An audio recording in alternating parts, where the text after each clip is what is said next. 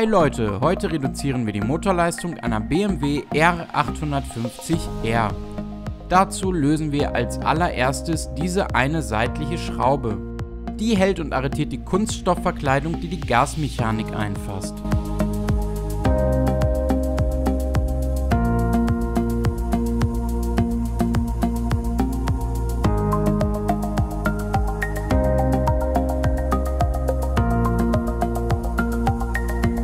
Um das abzunehmen, können wir hier oben einmal vorsichtig mit dem Schraubenzieher zwischengehen. So sieht das aus. Diese Kunststoffverkleidung legen wir jetzt erstmal zur Seite. An dieser Stelle einmal der Hinweis, bei diesem Limiter handelt es sich um einen Prototypen. Das kann also sein, dass der in der Serienfertigung später ein bisschen anders aussieht und auch in etwas anderer Optik bei euch ankommt. Aber die Art und Weise des Einbaus erfolgt ganz genau so, wie wir das hier in diesem Video zeigen.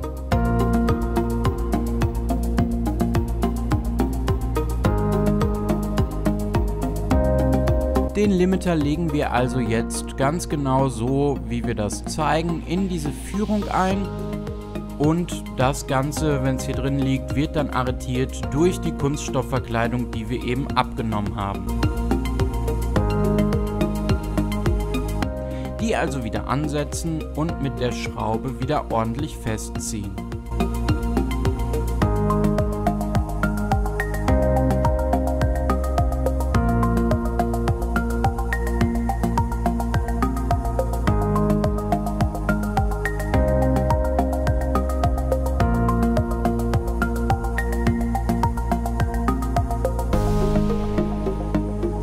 Das war's auch schon. Das Motorrad ist jetzt erfolgreich auf 35 kW oder 48 PS für den A2-Führerschein zulässig gedrosselt.